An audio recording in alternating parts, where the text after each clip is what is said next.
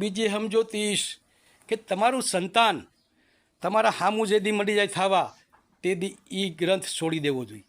તે દી આશ્રમ હોય તોય ભલે અને આપણો સંસારી ગ્રંથ હોય તોય ભલે, પછી એને ખહી માર્ગ દઈ દેવાય. કેમ કે પોતાનું સંતાન પોતાના મા બાપ હામું થવા મળી જાય અને બાપ હામું થવા મળી જાય. જે બાપે સંતાન પેદા કર્યું હોય, જગ્યા એટલી વસાવી હોય, એટલું જગ્યાની અંદર આવું સરસ કર્મ કર્યું હોય, ત્યાર બેઠા બધું દઈ દીધું હોય, તો એ સંતાન જો બાપ હામું થાય ને તો એ જગ્યાની અંદર રહેવાય નહીં, બીજી નોખી જગ્યા વસાવાય. આ બધાય ધર્મને કોઈ દી છોડાય નહીં, ઘરની અંદર કોઈ ડખા કરાય નહીં, પછી તસવીર ઉપર હાર ચડાવવા પછી ઓલું ખોટા ફંદા કરવા એ કર્મ ન કરાય. એના કરતાં ભાઈ એને ખાઈ માર્ગ દઈ દો, તારા બાલ બચ્ચાને તું સંભાળ બટા, આ તારું ધર્મસ, આ તારું કર્મસ, આ જગ્યા તને હું બારક અને આ જગ્યા હવે હું મારી નોખી વસાવું છું, ત્યાં કાંઈ આડો પગ કરતો નહીં, તારે મારે કાંઈ લેવા દેવા નથી, તારું જે કર્મ હતું એ મેં કરી દીધું, બાકી મારે કોઈ વસ્તુ તારી જોતી નથી. આ રીતે કહી અને આનંદથી નીકળી જાઓ એટલે તમારા સામું કુદરત જોહે.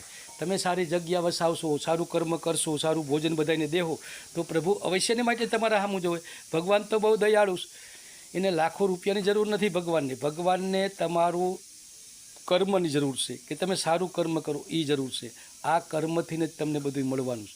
માણસનું મૃત્યુ થાય, માણસનો જન્મ થાય, એ બધા કર્મથી થાય. તમને જન્મ આપ્યા પછી તમે સારું કર્મ ન કરો અને મૃત્યુ થયા પછી તમે નરકની અંદર જવું પડે.